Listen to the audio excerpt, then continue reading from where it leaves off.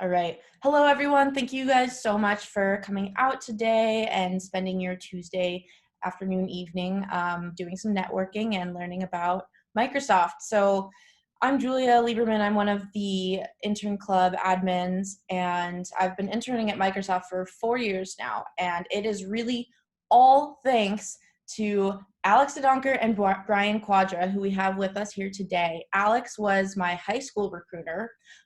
So I did the high school internship, and he helped me come back to do the Explorer internship and then the SWE internship. And then I transitioned over to working with Brian to get a return offer and keep working there. So these two guys have literally been monumental in when it comes to my career success, and I cannot recommend them highly enough just as people to know and talk to, and like I could cry. I love them so much. So without further ado, today we're gonna go through about 30 minutes of a presentation of prepared content, and then we'll open up for Q&A. And so last night I emailed out to everyone a link where you could go submit your questions ahead of time, and those will be given priority. So we're gonna go through those. And if, as we go throughout this presentation, if you have questions, feel free to submit them through that link, and I'll be watching that or in the chat. And I can paste the link to that again in the chat for everyone. But yeah, without further ado, Alex and Brian, take it away. Thanks so much for being here with us, guys. Cool. Thank you, Julia, for that introduction. We're excited to be here. We have a lot to cover, so Alex and I are eager to go ahead and get started. We've included an agenda, so you have an idea of what it is that you can expect. We'll start with some introductions so that you know who we are as people and as recruiters. We'll also tell you a little bit more about Microsoft, our mission, our values. Those are really core to who we are and why we do the things we do. I'm going to tell you guys a little bit about what we're looking for in new grad hires, and hopefully that's what you're here for, some of that kind of recruiter intel. And then we're going to hand it off to Alex, and Alex is going to do a deeper dive when it comes to resume tips. And then finally, we'll end with some reminders around the roles that we hire for, and give you some instructions on how you can submit an application this season. Like Julia mentioned, we'll end with a Q&A, and we want to thank those that have already submitted questions. We got some really good ones, and I think we're excited to get kind of into those. So who's leading this presentation? We've got myself. My name is Brian. I'm a university recruiter. And then we also have Alex, who's a former university recruiter turned program manager. And we'll both be sharing a little bit more about ourselves individually as the presentation goes on. A little bit about me. Again, my name is Brian. I'm a university recruiter, and this week, actually, I'm celebrating my 5-year anniversary, which is kind of wild. I think Alex might be sharing a similar anniversary this year as well. Yes, sir. Which is pretty cool. A little more about kind of me outside of recruiting. I was born and raised in San Francisco. So if you're a Bay Area student, shout out to you. I'm also the Bay Area technical recruiter. So I actually sit in San Francisco. And while I, was born and raised here and I live here now, I've actually spent a ton of time other places.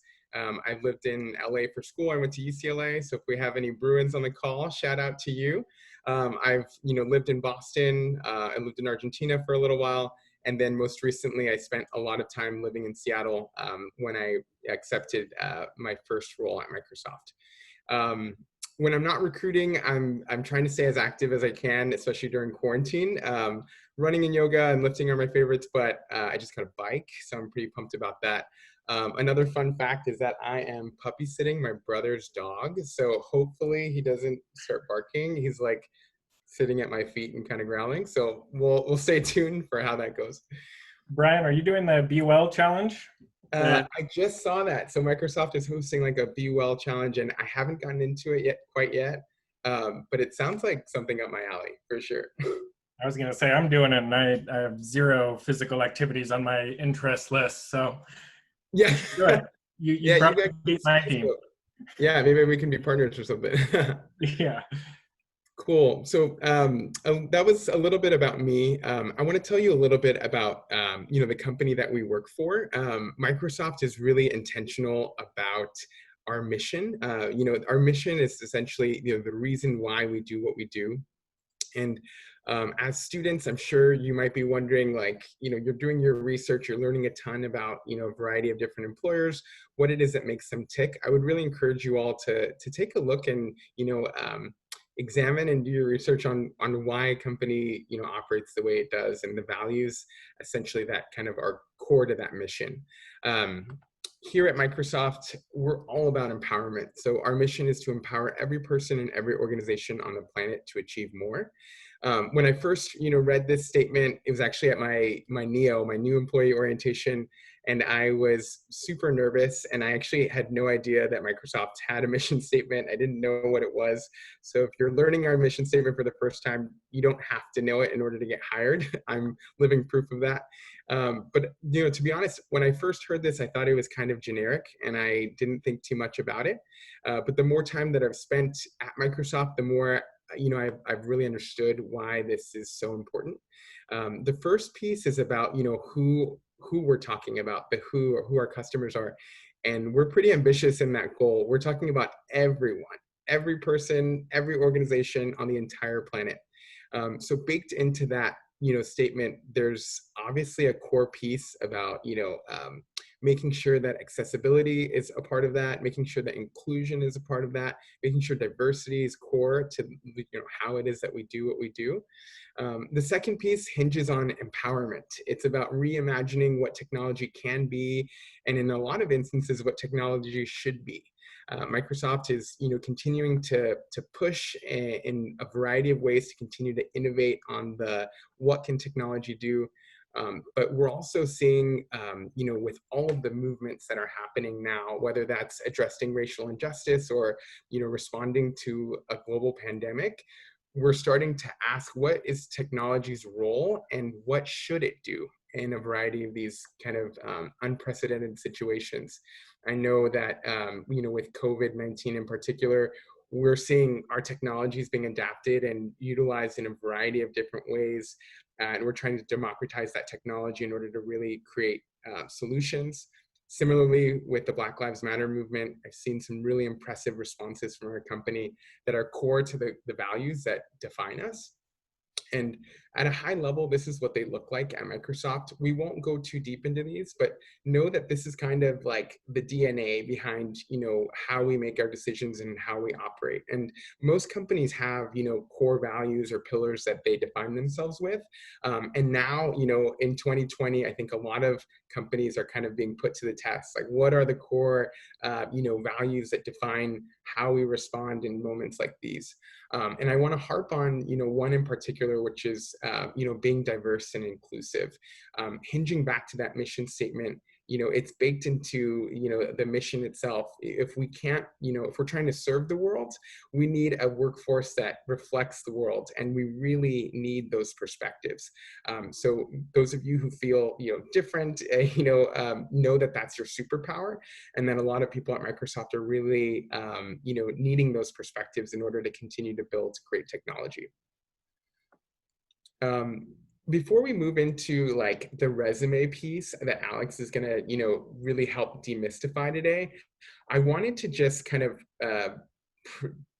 preface that conversation and that kind of advice with a little bit of like a high level view on how Microsoft looks at hiring students. And I think a lot of you on this call, you're obviously early in career. Some of you might be, later in career, and exceptions to that. But oftentimes, we might read a job description and we say, there's no way I'm qualified for this job. There's just, this job description makes it look like they're hiring unicorns. Like, I don't have all this proven experience and maybe I shouldn't apply. But the reason why we're hosting this call is to, one, encourage you to apply anyway. And number two, really make yourself as, competitive as possible and really tell that story. And thirdly, we want to encourage you because, the way we hire isn't, strictly based on meeting every requirement on a list. It's actually a really holistic piece, and it's we like to look at two things in particular. The first is a passion for technology, and the second is your potential to succeed and grow in a position. we're going to dive into those a little bit more so that you understand what we're talking about. When we talk about passion and a passion for technology, that's important because that's not something that we can teach you. If you have ever interned somewhere or even worked in any job, you'll understand pretty quickly that a lot of the skills that you need for a job are actually learned on the job. We're expecting you to be coachable, and that's where that potential for growth comes in. But we can't really teach students to really care about technology in general or to go the extra mile. So when we're thinking about our resume and we're going through the examples that Alex will highlight later on, I want you to keep these core questions in the back of your mind. What is it that makes me excited about technology? How is it that I'm spending my time outside of school? Why am I studying computer science in the first place? Like, do I like working with people? Or, can you articulate some of the things that you're working on? Maybe there's something on your resume that you're really proud of. Get practice talking about that, because as recruiters, that is something that will 1000% distinguish you from another candidate.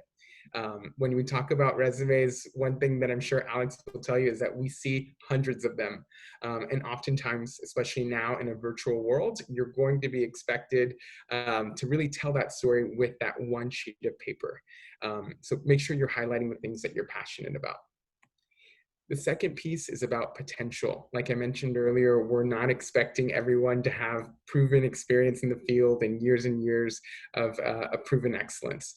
What we are looking for, though, are students that are super coachable, students that are making the most of their educational resources, students that are going above and beyond to embrace challenges and continue to learn, even in the face of failure. So some questions that are core to this kind of potential piece would be, how you handle challenges.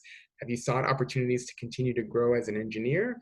Have you thought about, your role as a leader? Have you taken on, any opportunities to really master a subject? Maybe that's by teaching others, whether that's in a TA capacity or a mentor capacity. Have you exposed yourself to try new technologies? And how do you ultimately work through obstacles to drive for results? So hopefully, when we think about, passion and potential, these two pieces help you just really put this at the core of what it is that you're trying to tell us. So with that, I'm going to hand it off to Alex, who's going to give us some of his best resume tips and best practices. And he's going to start by telling us a little bit more about himself. Thanks, Brian. So as you can see, I also am a 5-year vet of Microsoft. I'm not quite there. I was, mine's actually September, my start date. I think my 3rd day at Microsoft, I was actually on a college campus, which is crazy. Recruiting and trying to get Duke Blue Devils. So, man, it's been a long time. We're getting old, Brian. Yeah, absolutely. It does feel like a long time ago, but also like yesterday. It really does. Kind of, well, that's kind of my long history. The first 3 years I did spend in university recruiting. It was a little over 3 years, and I just loved my time in recruiting. It was my foot in the door. Someone absolutely took a chance on me. It was strictly potential. My background was communications and marketing. I worked for Disney and live event promotions. So there wasn't much synergy between my past experience and what I wound up doing at Microsoft, aside from just being vocal and personable. So I really think what Brian was saying about passion and potential, someone took a chance on me, and I hope they don't regret it. And it's been the best choice for me personally. I switched just 2 years ago. A little under 2 years, I'd say, into program management. That was a crazy story, but it was all about networking. So that should reassure anyone on this call that you're in the right place, engaging with, people at Microsoft, any employees. Julie is a great person. I absolutely think you should keep her super close, because she will be reaching right out to me or Brian to get help. So utilize her, me, or Brian. I've already connected with a bunch of you on LinkedIn. That is awesome. Keep sending them my way. If you actually went to any of the schools you see up there, I've been on your campus, and maybe you've seen me, maybe not. But anyway, now I'm in cloud security. It's a fun and awesome challenge. Security has just been an eye-opener in all the right ways. It's been incredibly motivating. I would love to answer questions about it afterwards. what I work on basically are the services you'd use in Azure relating to security. And I do a lot more of the documentation, and I write content for other users to be able to adapt our services. And I also host cyber ranges like Capture the Flags, where people can kind of, use hands-on penetration testing, blue team tactics to kind of, learn how to be a security engineer by wearing different hats, even if you're not a tried and true security person. So basically, I work with engineers, help them onboard to our security services, but also get them up to speed on sort of the key messages from our security teams. With that, let's jump on into some resume stuff. Oh, sorry, I forgot I put this one in last minute. This is the site we run, so everything that I just mentioned is also kept on an internal site. Hopefully we can bring this third party external someday. I'd love to partner with a college for, say, a Capture the Flag. So definitely reach out if that interests you.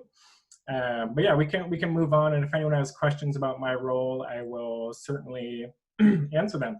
Basically, the most important things, in my opinion, are to keep it to one page. I know it's something you've probably heard, so I won't spend too much time on that, but keep it clean, no typos, nicely formatted. I'm going to give you a lot of recommendations. So pay attention, because I think this is ultra valuable. And yes, Brian, you said hundreds. I think it was thousands or tens of thousands, to be honest. Yeah, the number of resumes, and yeah, we just went through a little reorg. So a lot of the recruiters on our team are actually working virtually with a lot of schools now. Good luck, sir. Hopefully I'll make them help you with the quality of resumes you're saying after this little spiel here. Yeah, absolutely. So what you're seeing next is actually Brian's phony resume.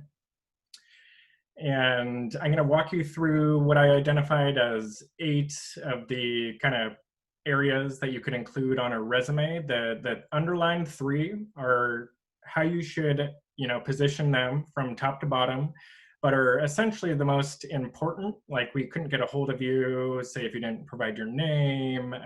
I'll get more into the education. Let's start. Let's go one by one here, because that's how my deck is lined up. The first one is those contact information and pertinent details. Basically, this is your name. Typically, people would include a nickname, say if you go by something else, and then their last name. So first, nickname, last. Doesn't really matter. You just might get called your last name if you enter that in incorrectly or anything like that.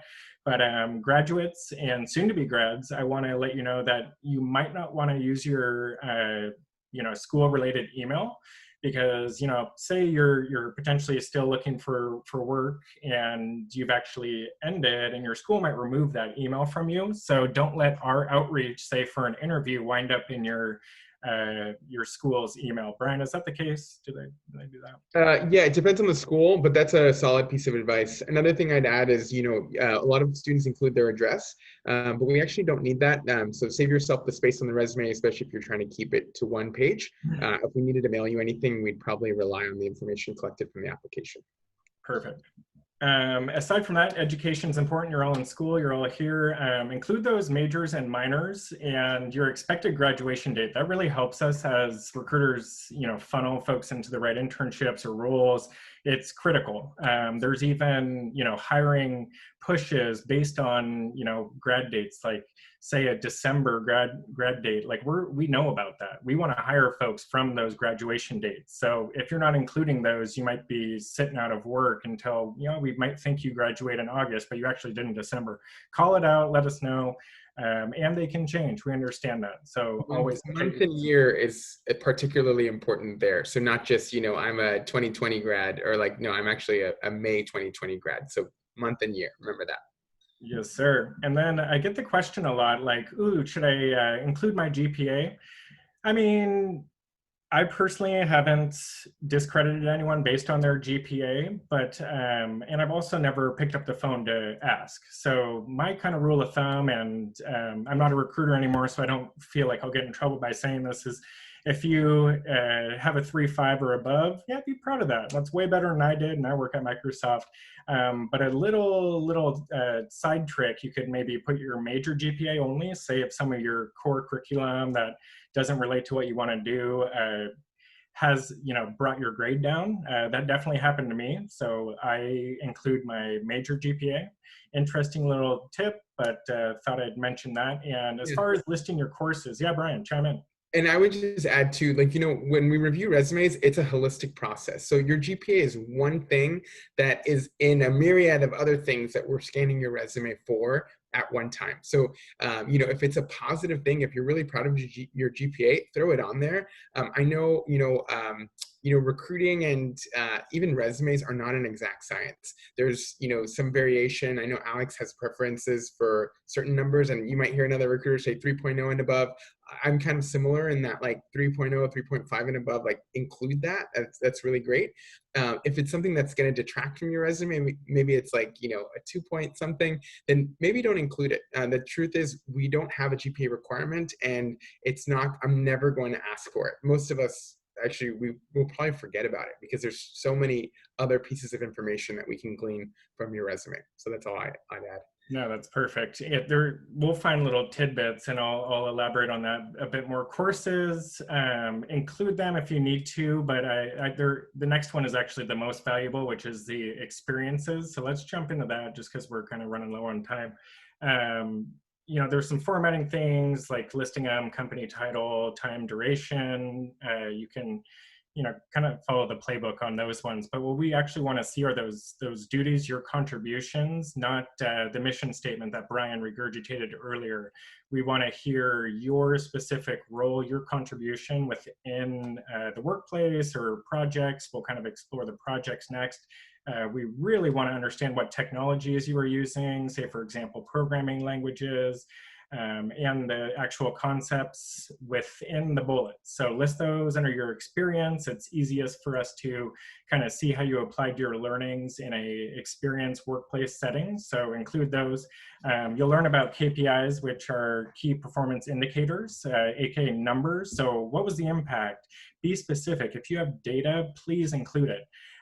Additionally, you should be able to talk in length about your experiences, or else get rid of them. Space is super valuable on your resume, and know that your resume is fair game. So if you show up to an interview and you have something on there that takes a good chunk of your resume, but you don't really want to address it or don't have a compelling story like Brian was saying, just scrap it.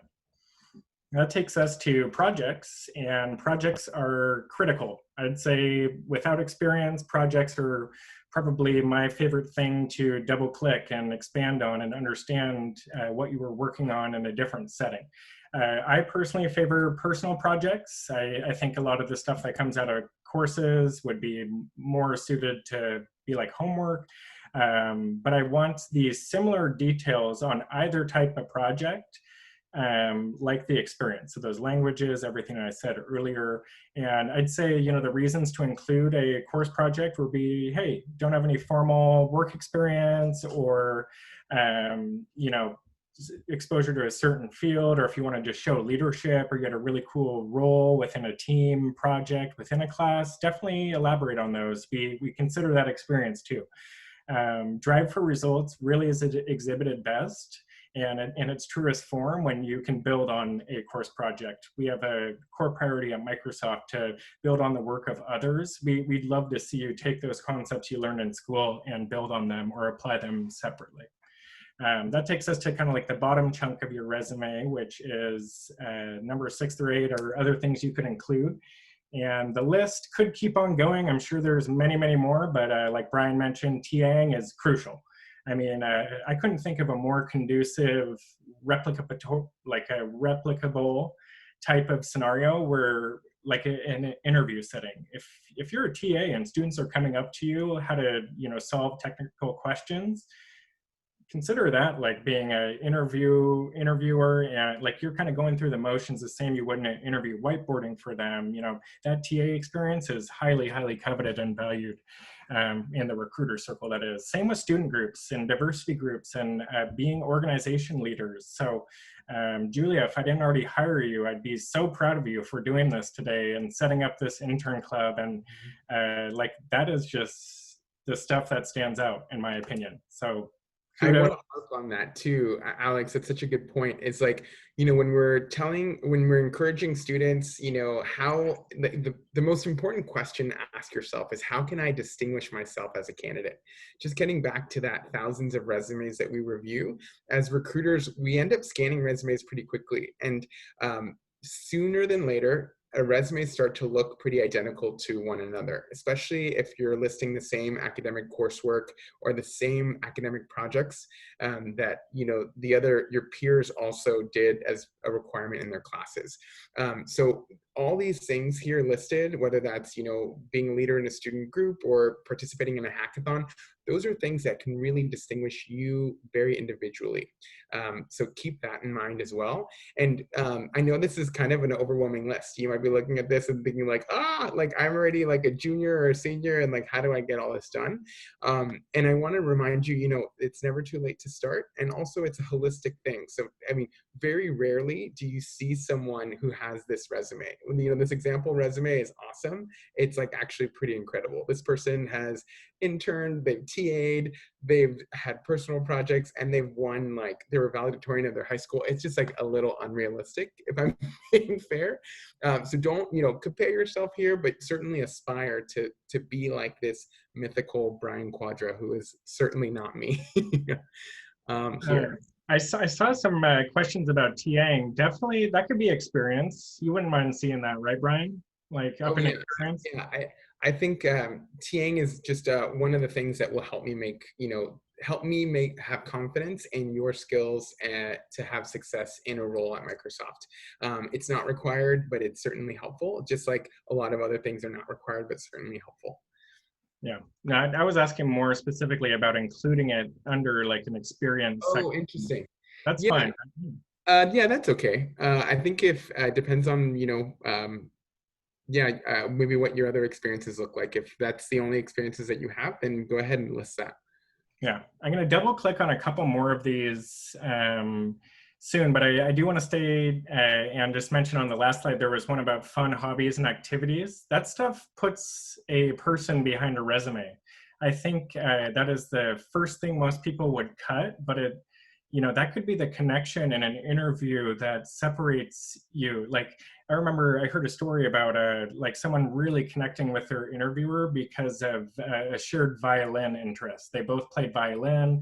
It was just, they had awesome chemistry, and it just was a good talking point to put a cool, like, that, something about you, just a little bit more detail about the person we might end up working with someday. So I don't want that to be the first thing you snip off your resume. I think that shows character. But I totally agree. Right. I saw a really cool one. There was someone that was a competitive popsicle stick bridge maker. Wow. Good one. I had to ask. Like, if you said that on a resume and we're interviewing someone, you'd have to ask, right? Yeah, totally. Reviewing resumes can be a little boring, so I love seeing things like that. It also helps us understand how you spend your time. There was someone who was applying to a software engineering role who was on the diving team, and like, that's like a big time commitment. Just to diving might not be the most relevant to software engineering, but there are certainly a lot of things related to commitment, dedication, time management that are helpful pieces of context as I'm understanding you as a person. Cool. And then, I think they've seen the example slide enough, Brian. So why don't we jump on to the content best practices? Perfect. Brian, these came from your deck. I actually hadn't ever recommended a specific character length, but apparently that's a new rule, huh? No, it's not a rule. I think, and then that's one thing too to think about, just the advice that you get. You might go to another, resume review workshop, and they might tell you like 100 characters or less. It's not an exact science, but it is helpful for us to be able to digest the information on your resume in pretty short bits. And that's part of storytelling. it's very similar to kind of like managing your brand. You know that someone is going to be looking at this quickly, and you want to make sure that information is as digestible as possible. So that way, we're getting the clear picture from the jump. Other things that might be helpful is, choosing your words intentionally. That adds a lot of strength to your resume, especially since, you're limited to one page. You want to be succinct, and starting sentences with action verbs really help us understand what it is exactly that you've done, and it also can be kind of impressive. I know that for me, sometimes writing a resume kind of felt a little like braggadocious, or like I was like, I don't know how I feel about like I led this initiative, when the truth was I did do that, but it just feels a little weird to be so bold with some of these statements.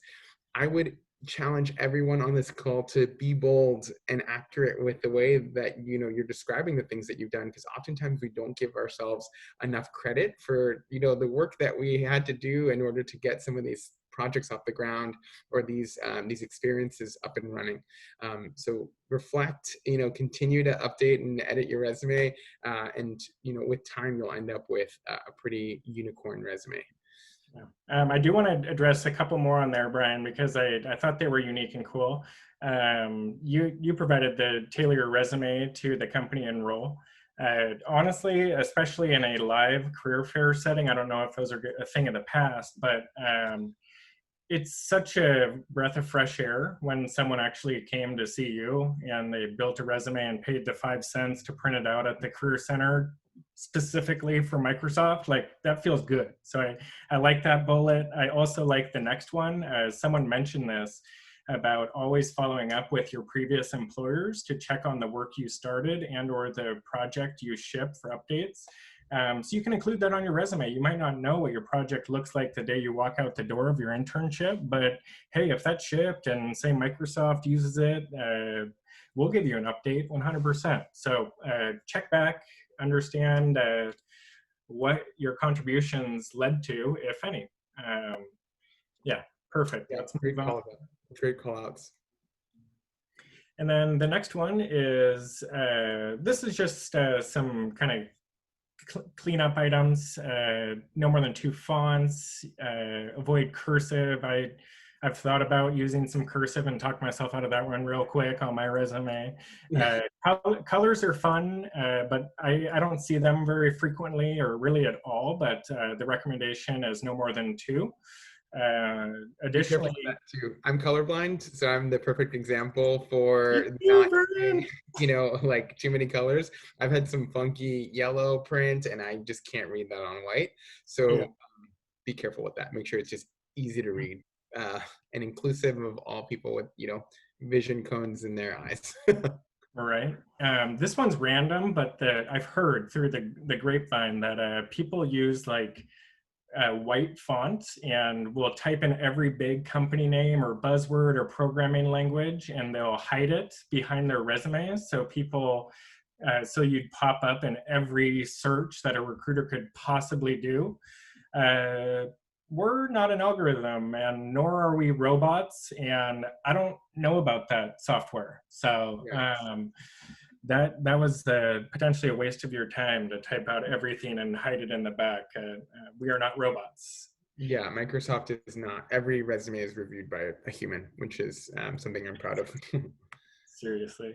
And again, be honest. I've seen this get the best of people when they're kind of over embellishing what their contributions were. So that's why I also want you to stray away from just typing out what the company does or what the larger team goals were for this summer. But be honest. What was your contribution? Don't get yourself in a weird situation, say in an interview or talking to a recruiter where you can't really speak to something.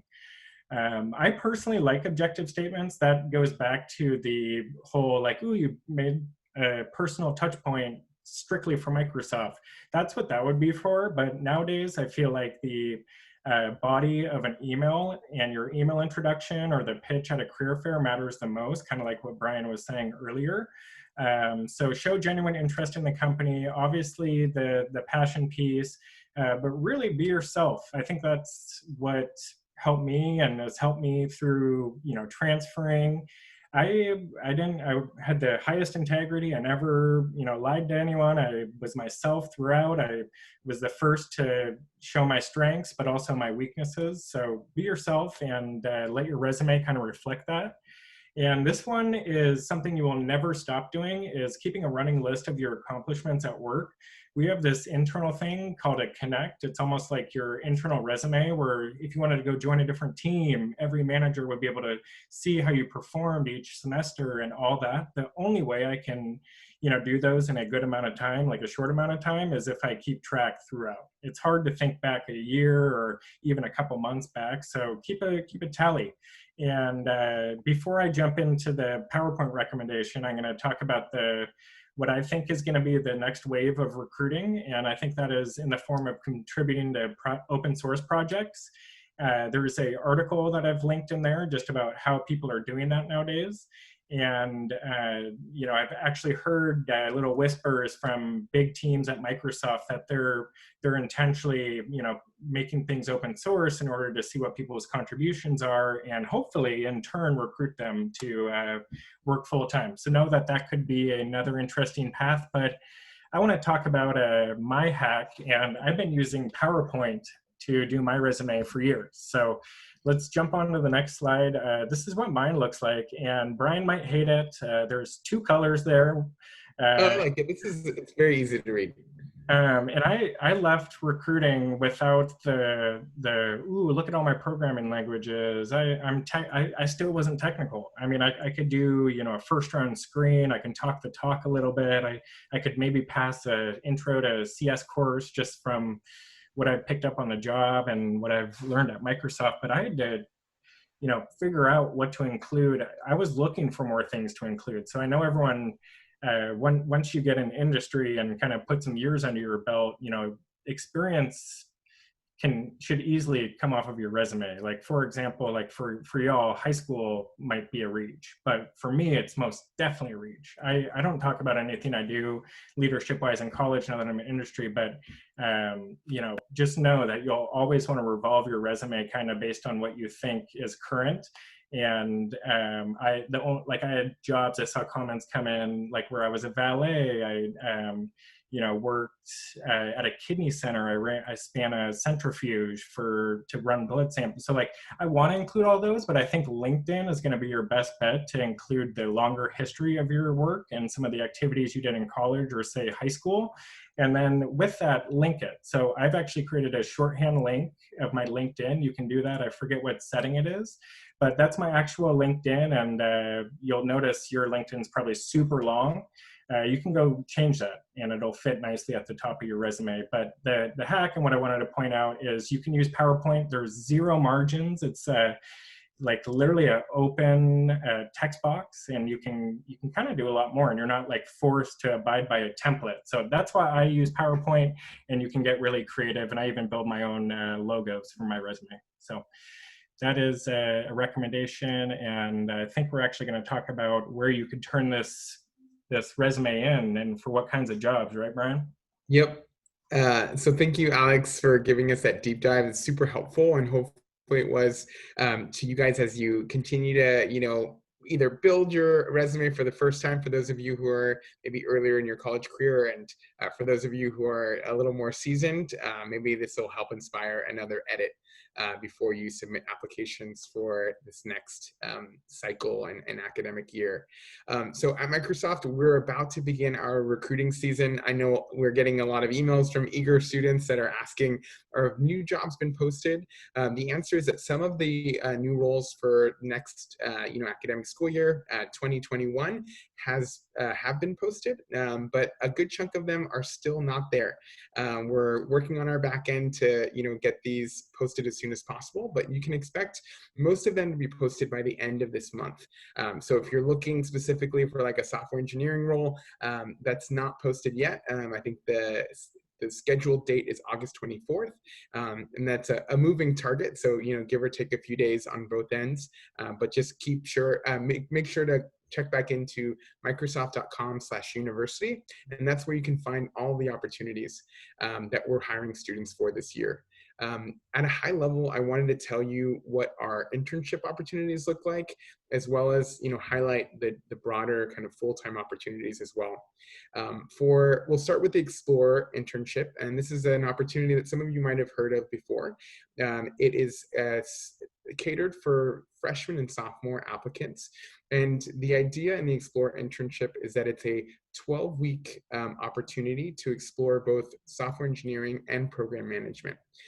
So during that experience, you actually work in a small, pod of 2 other interns, likely from different universities across the world, and you work together and you rotate through that software engineering discipline and the program management opportunity.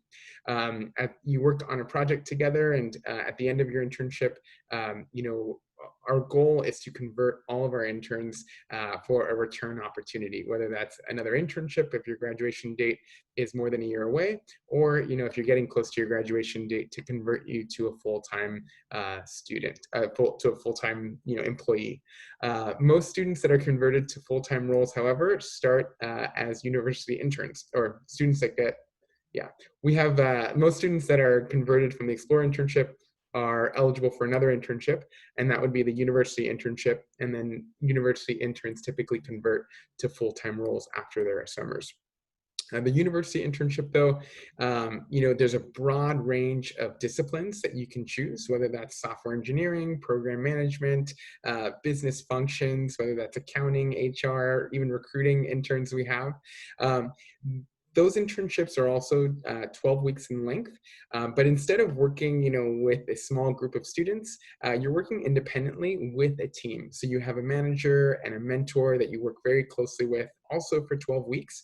And the goal of that, it's about learning, it's about really delivering on your project.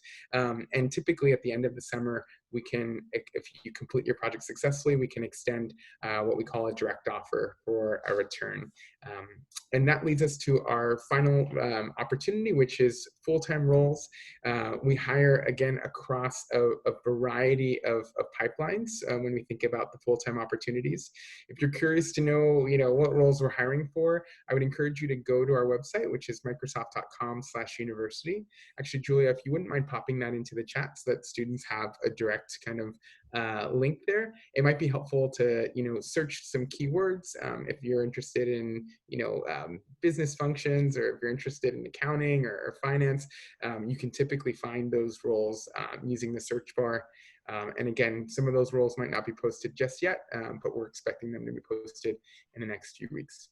Sorry, did you say from which website? The university? Microsoft.com/university. That should route them to our careers page for students. Yeah. I was going to build off something you said, Brian, but I forgot. Maybe it'll come back to you. I hope so. I really do. I think it would. Anyway, I'm going to jump in and share a little bit more about the application process and what goes on from there. So we collect our applications online. And even if you were to hand in a physical resume, say at a career fair, we'd still ask you to apply online. You fill out your profile, and once you fill it out once, it's pretty much there for you to apply to just about as many roles as you really want. I don't think Microsoft ever tracks that or would hold that against you, depending on reapplying or how many roles you've applied for. It might cause your recruiter a little bit of pain to go and consider you for each of the however many roles you pick, but apply. We want to see them, and like Brian mentioned, just kind of have some patience. They'll be rolled out this month. From there, if you do happen to catch interest from Microsoft, you'll receive an email or a phone call to set up a first round screen.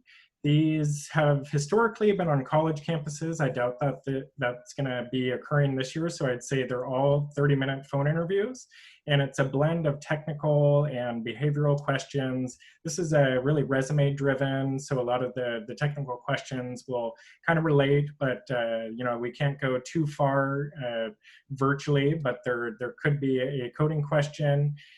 Especially for the full-time roles, they do get progressively harder, in my opinion. And as you advance through this process too, just the interview process, I think the final rounds are substantially harder as well.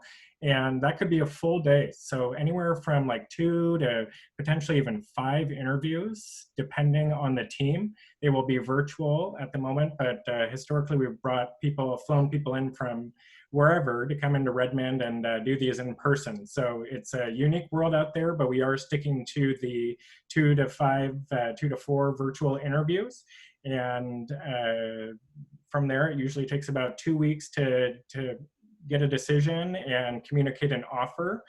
We do, Brian, correct me if I'm wrong, but we are willing to, rush and expedite based on, exploding offers. So I don't know if that's changed this year due to the circumstances, but that is how to apply and what the just real 100-foot view looks like from a first and final round interview standpoint.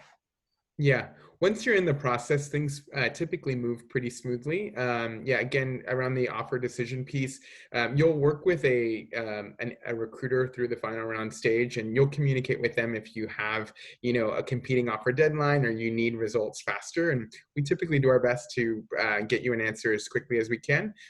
In most instances, that's definitely, under 2 weeks. I'd say it's typically under 1 week. But keeping in touch with us about your timelines is always helpful as we try to get you to Microsoft. I remembered what I was going to say, and it relates to the Q&A. I saw a gazillion questions, so whatever we don't get to, I'll personally promise to answer them offline and share it with Julia to post wherever you need it. Love it. Cool. I love that.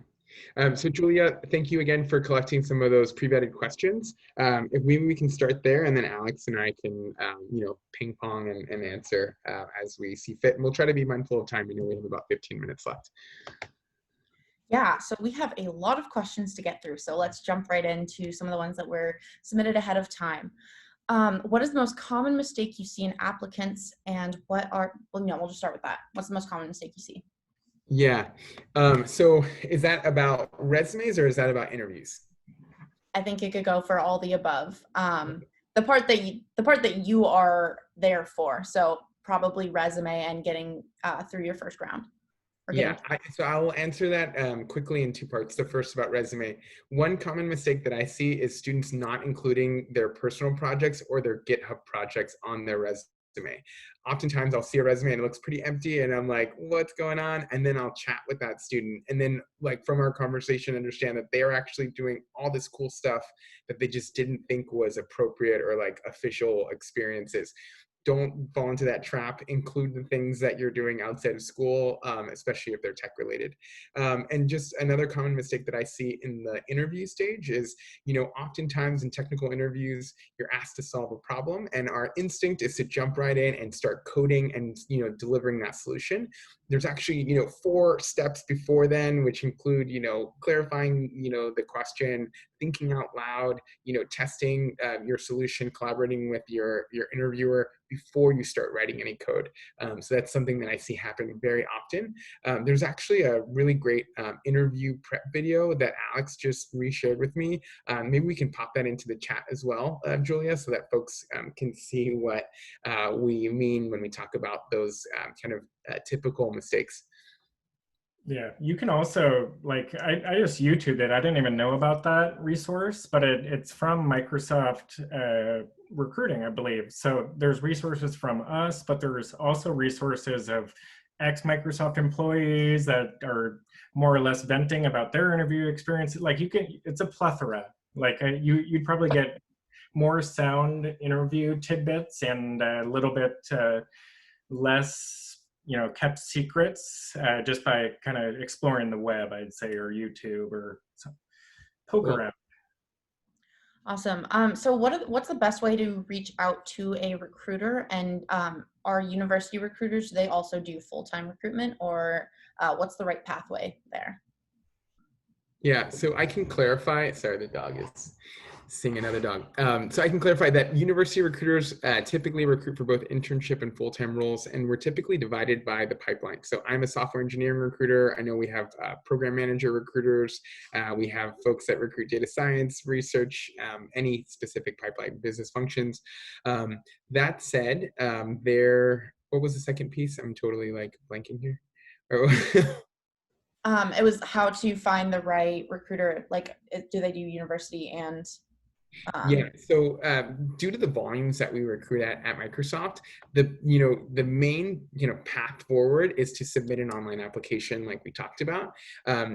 Additional kind of opportunities for connecting with recruiting team typically come through the form of student groups or networking clubs, like you're part of one right now, and this is giving you an opportunity to connect with recruiters a little more directly. Typically on your campus too, we might be hosting a series of webinar kind of virtual engagements. I know this fall my team is working on some really cool kind of webinar series that you can attend some of our recruitment events live, and if you miss them, they'll also be recorded. But making sure that when you submit a resume online, that's really like your full story and your kind of your best bet to catch a recruiter's attention. Other opportunities might include a referral. So if you know someone who works at Microsoft, internally they can submit a referral. But I will say that that's not required. A majority of people actually get hired outside of the referral process.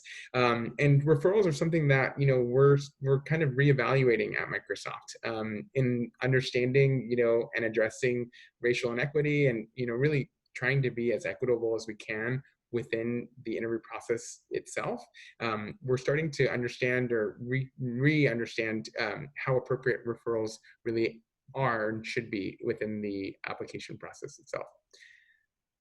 Yeah, Anything else? I saw a follow-up that was just like, when should the referral come in? It doesn't matter if you do have someone that's willing to send in a referral. It can be after you apply, or the process can actually start with that referral. So either way works. I don't know if, Brian, if recruiters are still doing this, but the summer interns, do they still drive referrals from their circles by chance? Because Yeah, it's up to the recruiter. So, I mean, the recruiters that own recruitment pipelines at Stanford, for example, we collect like I've decided to, host a referral drive. That's always helpful for me as I, continue the prospects.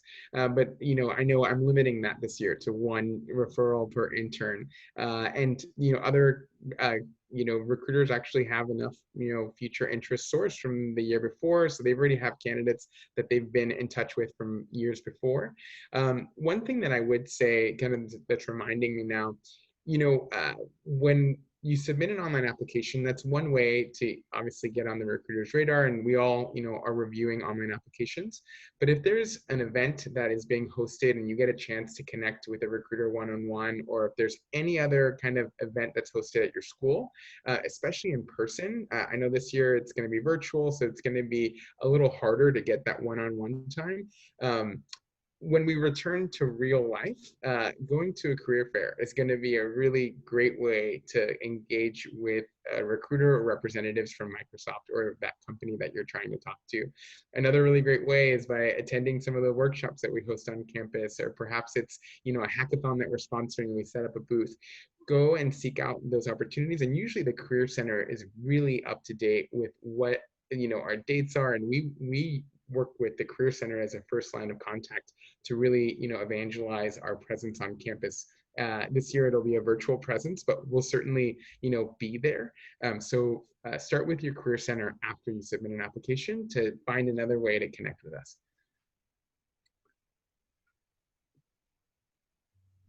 Awesome. Thank you so much. Another really great question that I think is good in these times is, how is COVID impacting recruitment efforts in 2021 programs?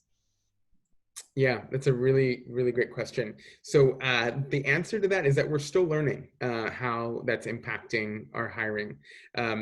This year, I know that our applications are opening a little later than usual, and that's because we're still working with the businesses at Microsoft to understand how many students they'd like to hire this year.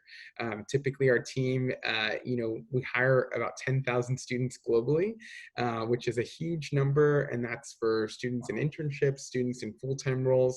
And as we continue to work with businesses, we're starting to understand what that demand looks like, or what that need looks like, and then our team pivots from there. So we have a pretty we feel great about the number of students that we'll be hiring. It might be a little less than we did the year before, but it's not a huge number. thankfully, Microsoft is still doing pretty well amidst some pretty tough economic times. And we're lucky to be in the space that we're in, and that folks are still using the technology that we're building and actually relying on it more so, I would argue, in the times that we're facing now. So yeah. I can plus one the fact that the engineering groups are not slowing down. I know we have people, conversations, and whatnot, and I don't believe any budget has been cut or anything drastic where it would prevent us from keeping, even growing our hiring just from an engineering standpoint. So I think you'll be good, Brian. Yeah, and we're a big company too. So while maybe overall numbers look similar or maybe a little smaller, it's some groups might be decreasing and others are growing really quickly. Our Teams team, I'm sure, is growing pretty quickly as the demand for video conferencing has really increased over the last few months, while other product groups might be experiencing decreases. So yeah, all in all, it's generally good positive news from a big company like us. I don't know who I'd been to RIT too. Someone just chimed in. And oh, cool. RIT is a great school. I just filled in for someone though. Nice. Anyway, I can answer another one. I'll hang around.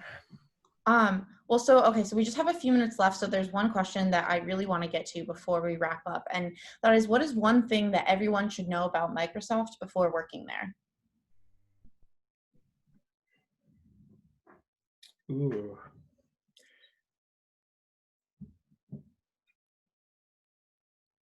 I'm happy to start. I mean, you want to go, Alex, or? No, I'm thinking because there's too many good things in my opinion. I'm a jaded view because I'm too positive. That's my core strength. So go ahead, Brian. So for me, I worked in nonprofit for 5 years before I came to Microsoft, and joining industry and joining tech was something that I had to think a lot about, especially because I was really passionate about serving underrepresented communities, and a lot of the work that I had done felt like social justice work to me. So to move into corporation was something that I had to really be intentional about. And my answer kind of harps back to that first piece when we talk about values and we talk about mission and a sense of purpose. I wish that everyone knew that Microsoft doesn't just talk the talk, but we're really walking the walk. And I see examples of this all the time when we're really committed from an integrity standpoint to doing what's right.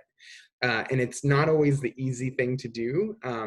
There's the president of Microsoft, not the CEO. CEO's name is Satya, but the president, his name is Brad Smith. And Brad Smith is he leads our legal arm, and he also leads a ton of really cool initiatives around, integrating technology into a bunch of really civic and real life issues, whether that's helping increase broadband access to rural communities in the U.S., or helping to fight for immigration rights to dreamers, or thinking about how AI can really empower and impact and help prevent climate change, and thinking about how we can use technology to sustainably grow food for Earth. These type of things I feel so energized by, and I did not know that was such a big piece of what we do. It's at the heart of why we make the technology we do. And I didn't I certainly did a little research, and I felt good about the impact I would have in my specific role, but I didn't know how big that was outside of my role. So I wish students to learn more about those values that kind of drive a company's mission. I'd have to agree, in all honesty, and more so now than ever. There's just such a great culture, in my opinion. But the one thing that I'm going to add to this, and what I think everyone should know is, the company feels small to me. And that's what I cherish, and the relationships and the people and the willingness, like I said earlier, when I was about to cry about someone taking a chance on me, that's happened twice at Microsoft for me. I'm a comm major. I went to a small school here in Seattle. I had no business being in engineering, or so what I thought. So, just being able to show up every day or, log on every day and know that I'm at this huge company and I have all that life structure with the pay and the stock and all that stuff's great. But truly being able to connect with Brian, Julia, my boss, and people like seeing the person beneath me, I didn't think that happened at big companies. So that's been like one of the biggest pleasant surprises in my opinion. And, I'm willing to knock down even more doors to make it feel small, because I think the people, and what Satya even is reiterating this more so than ever right now, the people matter, and there's deep investments in us, and I feel that. So yeah, I'd add on to their responses. The reason why I have stayed interning at Microsoft for 4 years and not gone elsewhere is really because I know I like working for a big company. And so, I was considering, okay, Google, Facebook, Amazon, Apple, etc.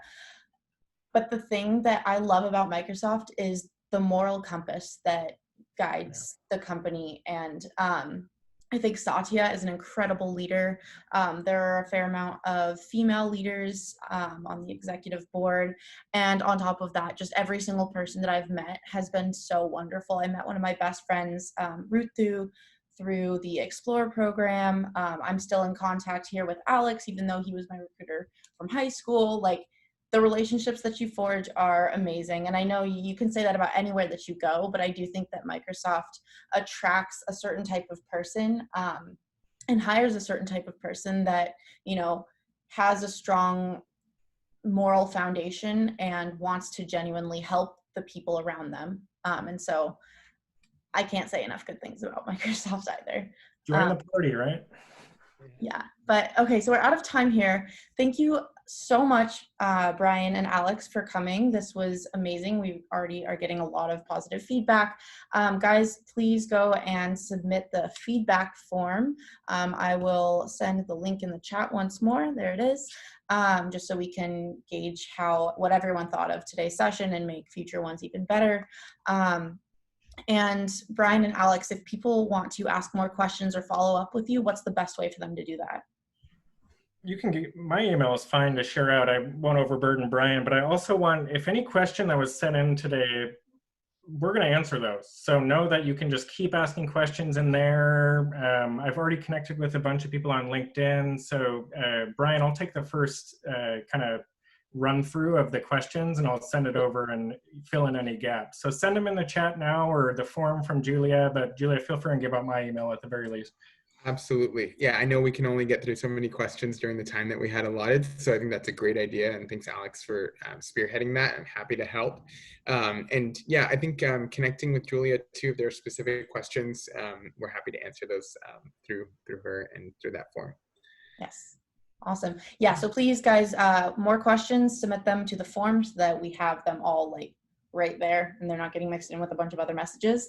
That would be great. And I will make sure to send them on to Alex and Brian, and I'll send out all of the information afterwards. But thank you so much to everyone who came. This was awesome. I'm really excited. We had 246 people on the call. That's awesome. Thank you, Julia, for getting this group together. We hope that you guys feel inspired and empowered and ready to apply. Remember to keep an eye out for those applications when they open up, and we can't wait to see your resumes and review your applications. Good luck, everyone. All right, ending recording now.